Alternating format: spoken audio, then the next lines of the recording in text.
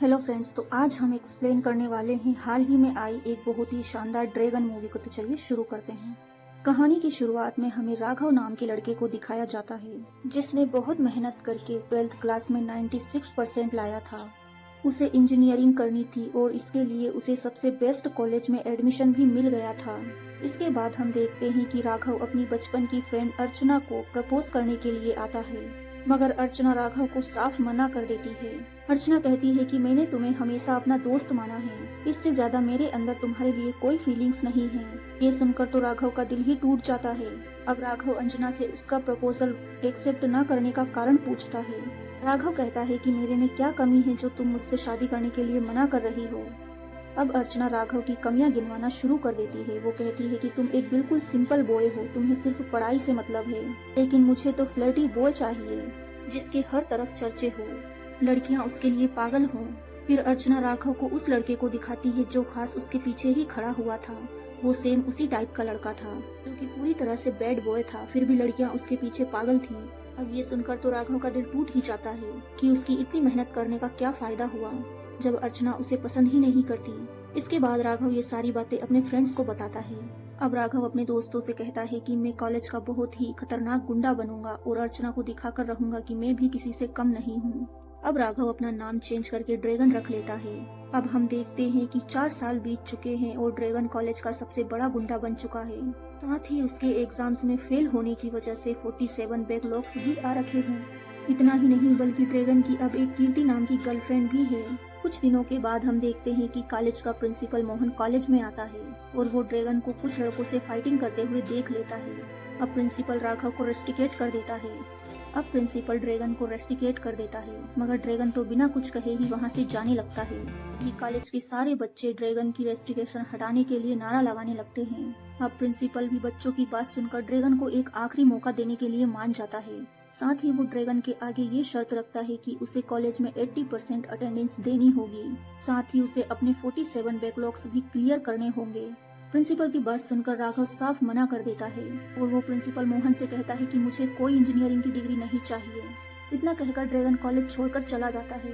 अब इस कहानी को 2 साल बीत जाते हैं, जहां हम देखते हैं कि प्रिंसिपल मोहन ड्रैगन की कहानी बच्चों को दिखाकर कह रहा होता है कि अगर किसी ने भी इसकी तरह बनने की कोशिश की तो मैं उसे तुरंत ही कॉलेज से निकाल दूंगा।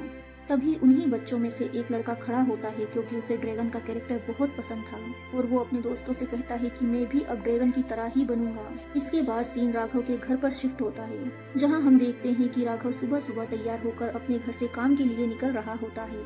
तभी राघव के पिता उससे उसकी इंजीनियरिंग की डिग्री मांगते हैं ताकि वे उसे फ्रेम करके दीवार पर लगा सके, लेकिन इंजीनियरिंग की डिग्री देने से राघव साफ मना कर देता है, क्योंकि वो तो उसके पास थी ही नहीं। अब राघव वहाँ से कुछ बहाना बनाकर निकल जाता है। इसके बाद हम देखते हैं कि राघव अपने घर से निकलकर सीधे एक अपार्टमेंट में पहुँचता है, जहाँ वो अपने दोस्तों के साथ बैठ जाता है और उसके दोस्त अपने अपने काम पर जाने के लिए रेडी हो रहे होते हैं। अब राघव उनसे कहता है कि शाम को आते वक्त तुम अपनी अपनी सैलरी लेकर आना, ताकि राघव इन सभी से थोड़ी थोड़ी सैलरी लेकर अपने घर पर दे सके।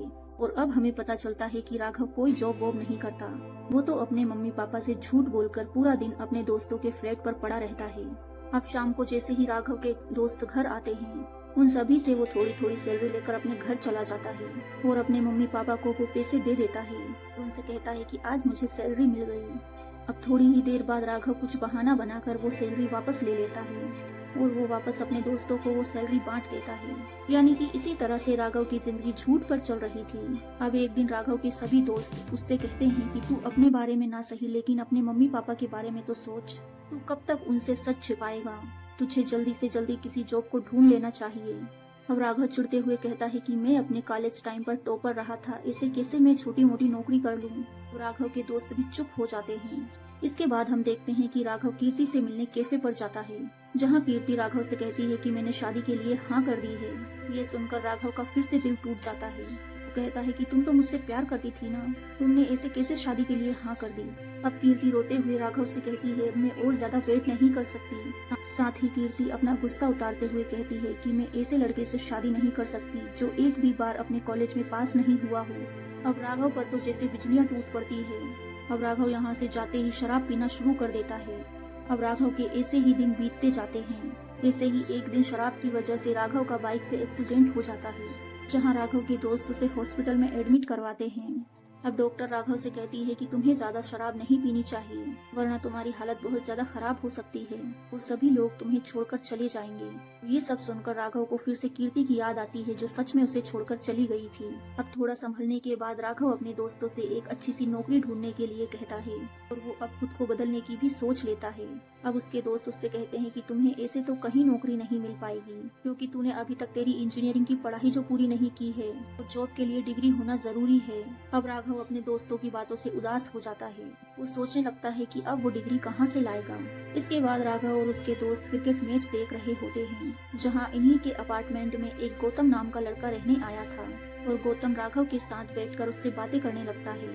अब इन लोगों की काफी अच्छी बॉन्डिंग बन चुकी थी। एक दिन गौतम गौर करता है कि राघव अपने दोस्तों से दूर एक कोने में उदास बैठा हुआ है। अब गौतम जब उससे बात करता है तो उसे पता चलता है कि उसको कहीं नौकरी नहीं मिल रही, क्योंकि ड्रैगन के पास डिग्री नहीं है। अब गौतम बताता है कि मेरे भी कॉलेज टाइम पर 35 बैकलॉग्स थे, जिन्हें मैंने आज तक पास नहीं किया है, लेकिन फिर भी आज मैं बहुत अच्छी पोजीशन पर नौकरी कर रहा हूँ। अब राघव गौतम से पूछता है कि तुमने ये सब कैसे किया भाई। अब गौतम बताता है कि मैंने जॉब के लिए फेक डॉक्यूमेंट्स का यूज किया था, इसमें मेरी कंसल्टेंसी वालों ने मदद की थी। अब राघव गौतम से उस कंसल्टेंसी वाले का नंबर लेकर उस एजेंसी पहुंच जाता है और फेक डॉक्यूमेंट्स के साथ उसकी जॉब लगवाने के लिए कहता है। अब वो आदमी राघव से कहता है कि मैं तुम्हारी जॉब तो लगवा दूंगा, लेकिन तुम्हें 10 लाख रुपए का इंतजाम करना होगा।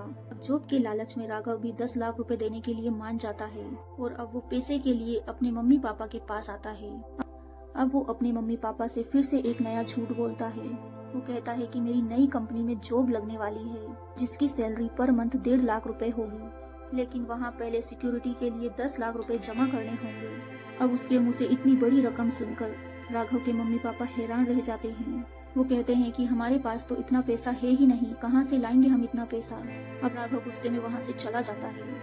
राघव के वहाँ से जाने के बाद उसके माता पिता उसके फ्यूचर के बारे में सोचकर परेशान हो जाते हैं। अब वे दोनों डिसाइड करते हैं कि वे अपना घर गिरवी रख देंगे। इसके बाद राघव के पेरेंट्स अपनी जमीन को गिरवी रख लेते हैं और वे राघव को 10 लाख रुपए दे देते हैं। इसके बाद राघव वो पैसे ले जाकर कंसल्टेंसी वालों को दे देता है। इसके कुछ ही दिनों बाद राघव का इंटरव्यू होता है। अब इंटरव्यू में पास होने के बाद उसकी हैदराबाद में जॉब भी लग जाती है, जहां राघव का प्रमोशन भी हो गया था और वो अपनी टीम का मैनेजर बन चुका था।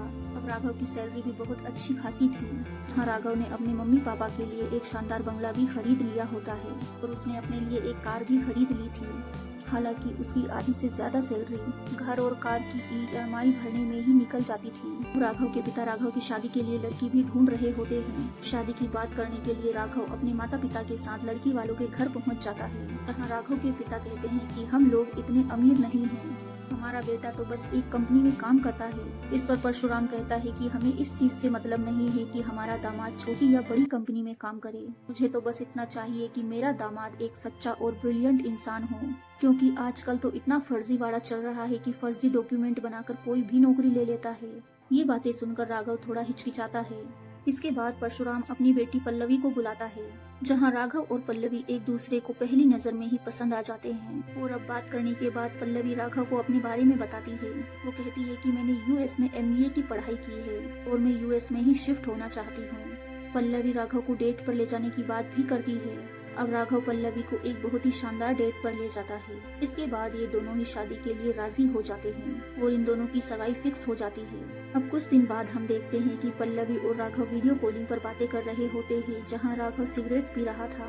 पल्लवी राघव को सिगरेट फेंकने के लिए कहती है। राघव भी तुरंत वो सिगरेट बाहर फेंक देता है। इसके बाद राघव अपने ऑफिस पहुंच जाता है। यहाँ राघव का बॉस उसे बताता है कि तुम्हारा प्रमोशन हो गया है, तुम्हें अब US जाकर हमारी नई ब्रांच संभालनी होगी। ये बात सुनकर राघव की खुशी के ठिकाने नहीं रहते, क्योंकि अब उसकी लाइफ बहुत अच्छी चलने लगी थी।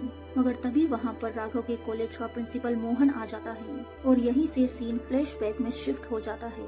हम देख पाते हैं कि जब पल्लवी के कहने पर राघव ने सिगरेट फेंकी थी, वो सिगरेट मोहन की कार पर जाकर गिरी थी, जहां मोहन ने तुरंत ही राघव को देखकर पहचान लिया था।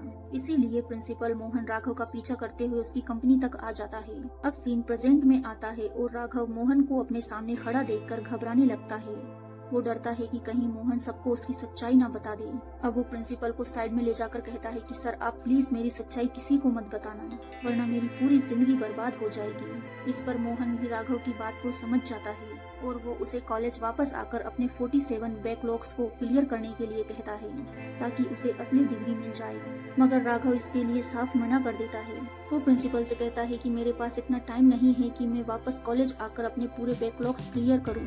साथ ही वो प्रिंसिपल को बताता है कि जल्दी ही मेरी शादी परशुराम की बेटी पल्लवी से होने वाली है। अब मोहन राघव को ब्लैकमेल करने लगता है। वो कहता है कि अगर तुमने अपनी पढ़ाई पूरी नहीं की तो मैं ये बात तुम्हारे बॉस को बता दूंगा, साथ ही तुम्हारे होने वाले ससुर को भी बता दूंगा। अब ना चाहते हुए भी राघव को मोहन की बात माननी पड़ती है। अब राघव कंपनी में शादी का बहाना बनाकर 3 महीने की छुट्टी ले लेता है ताकि वो अपने एग्जाम्स क्लियर कर सके। और घर पर वो ऐसा कहता है कि मैं जॉब की ट्रेनिंग लेने के लिए 3 महीने के लिए मुंबई जा रहा हूँ। इसके बाद राघव मोहन के साथ ही कॉलेज पहुँच जाता है। अब मोहन राघव को पूरे कॉलेज में घुमाता है और एक क्लास में ले जाकर बिठा देता है जहाँ सभी लोग राघव को ही देखे जा रहे थे। सभी बच्चे कहते हैं कि अरे ये तो वही लड़का है जो एक टाइम पर ड्रैगन के नाम से जाना जाता था। अब इसके बाद राघव की मुलाकात छोटे ड्रैगन से होती है जो उसी की तरह बन चुका था और छोटा ड्रैगन राघव को अपना रोल मॉडल मानता था। अब राघव छोटे ड्रैगन को इग्नोर करके अपने कंसल्टेंसी वाले को कॉल करता है और अपने बैकलॉग्स को क्लियर करने की जुगाड़ पूछने लगता है। इस पर कंसल्टेंसी वाला कहता है कि ये तो तुम्हें खुद ही करना होगा। ये सुनकर तो राघव भी परेशान हो जाता है कि आखिर वो ये सब कुछ कैसे करेगा। अब जैसे तैसे करके राघव अपनी पढ़ाई करना शुरू कर देता है और अब वो देखता है कि उसकी लेक्चरर कोई और नहीं बल्कि कीर्ति ही होती है जो उसी कॉलेज में पढ़ा रही होती है। ये देखकर तो राघव के होश ही उड़ जाते हैं। अब कीर्ति राघव से बात करने की कोशिश करने लगती है मगर राघव कीर्ति को इग्नोर करे जा रहा था। अब कीर्ति राघव को पकड़ लेती है और उससे अपनी गलती की माफी मांगती है। कीर्ति कहती है कि मैंने तुम्हारे साथ जो किया वो गलत था, लेकिन अब मैं तुमसे माफी मांगती हूँ और मैं तुम्हें पास करने में तुम्हारी हेल्प करूंगी। तुम्हें नोट्स बना कर दूंगी जिसे पढ़कर तुम पास हो जाओगे और तुम अपनी मनपसंद लड़की से भी शादी कर लेना। अब राघव समझ गया था कि कीर्ति को अपनी गलती का एहसास हो गया था। इस वजह से वो कीर्ति से बात करना शुरू कर देता है। अब राघव पढ़ना शुरू कर देता है। साथ ही वो छोटे ड्रैगन को जो उसको रोल मॉडल माना करता था उसे भी अपने साथ पढ़ाई करवाने लगता है। इसके बाद एक एक करके राघव अपने सभी बैकलॉग्स को क्लियर कर लेता है और अब बस उसका एक लास्ट एग्जाम बचा हुआ था जो कि कल होना था और इसीलिए राघव उसकी बहुत अच्छे से पढ़ाई कर रहा होता है।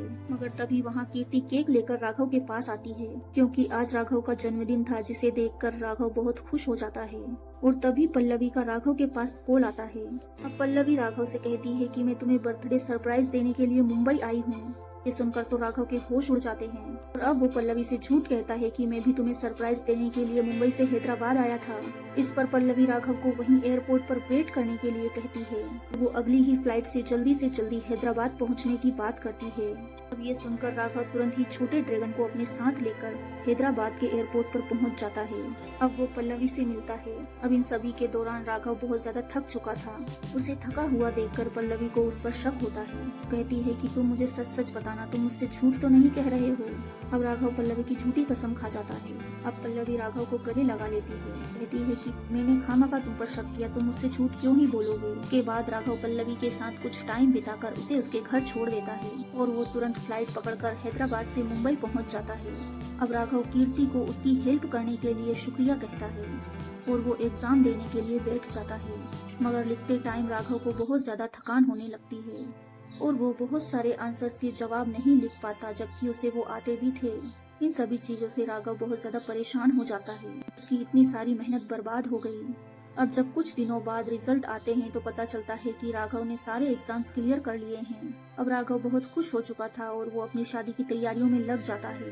वहीं हम देखते हैं कि छोटे ड्रैगन का दोस्त आत्महत्या करने वाला था। अब छोटा ड्रैगन राघव को अपने पास बुलाता है और अपने दोस्त के घर जाता है क्योंकि ये सभी एक ही शहर में रह रहे थे। अब राघव उस लड़के से आत्महत्या करने का कारण पूछता है। वो लड़का राघव को बताता है कि मैंने सारी एग्जाम्स क्लियर कर ली है लेकिन एक एग्जाम क्लियर नहीं कर पाया और मुझे लगता है कि मेरी आंसर शीट किसी से चेंज हो गई है। अब मेरे हालात बहुत ज्यादा खराब हैं। जैसे तैसे मेहनत करके तो मैं अपनी पढ़ाई पूरी कर रहा था, मगर एक पेपर में फेल होने से मेरी पूरी जिंदगी ही बर्बाद हो जाएगी। अब राघव तुरंत ही इसके बारे में पता करता है। अब राघव को पता चलता है कि उस लड़के की आंसर शीट किसी और के साथ नहीं बल्कि उसके पेपर्स के साथ ही एक्सचेंज हुई है। ये देखकर राघव सीधा कंसल्टेंसी वाले के पास पहुंचता है और वो उन्हें आंसर शीट सही से लगाने के लिए कहता है। कंसल्टेंसी वाला एक्सचेंज करने के लिए साफ मना कर देता है, कहता है कि अगर मैंने ऐसा किया तो मेरी नौकरी चली जाएगी। अब राघव वहाँ से चला जाता है, लेकिन उसे अब उस लड़के की चिंता सताए जा रही थी और उसे लग रहा था कि उसने अब तक सभी को धोखा दिया है, जो कि काफी गलत था। अब जिस दिन राघव की पल्लवी से शादी हो रही होती है, उस दिन वो सारी सच्चाई बोल देता है। वो कहता है कि मैं एक सब्जेक्ट में पास नहीं हुआ हूँ और आज मेरी वजह से एक लड़का अपनी जान देने वाला था। अब ये सच्चाई सुनकर पल्लवी राघव से शादी करने के लिए साफ मना कर देती है और अब इस शादी में बहुत बड़ा हंगामा क्रिएट हो जाता है। राघव के सभी रिश्तेदारों ने राघव से रिश्ते नाते तोड़ लिए थे कि वो कितना बड़ा फ्रॉड निकला। साथ ही नकली डॉक्यूमेंट्स की वजह से पुलिस भी उसे पकड़ ले जाती है। इसके बाद सीन कुछ साल बाद शिफ्ट होता है, जहां मोहन राघव की फोटो दिखा रहा था और मोहन राघव की बहुत तारीफ करता है। मोहन कहता है कि अगर राघव चाहता तो सब कुछ सच छुपाकर आज यूएस में नौकरी कर रहा होता, मगर उसने दूसरे बच्चे को जॉब दिलवाने के लिए सब कुछ सच बता दिया। प्रिंसिपल मोहन कहता है कि हमें एक सच्चा इंसान बनना चाहिए, ड्रैगन की तरह। ये सब सुनकर कीर्ति ड्रैगन के लिए बहुत प्राउड फील कर रही थी। वहीं हम दूसरी तरफ राघव को जेल से निकलते हुए देखते हैं। वो अपने माता पिता के पास आता है, जो कि उसी पुराने घर में रह रहे होते हैं। ईएमआई न भरने की वजह से उनसे उनका बंगला और कार छीन लिए गए थे। अब राघव अपने पेरेंट्स से माफी मांगता है और वो खूब रोता है। अब राघव के माँ पापा उसे माफ कर देते हैं। इसके बाद हम देखते हैं कि राघव फिर से अपनी इंजीनियरिंग की पढ़ाई शुरू कर देता है। साथ ही वो अब पार्ट टाइम जॉब भी करने लगा था। अब राघव का एक सपना होता है कि अब वो लोगों के सामने कुछ बड़ा बनकर ही आएगा। इसी के साथ ये मूवी यही खत्म होती है। मूवी कैसी लगी कमेंट्स में जरूर बताइए। Thanks for watching.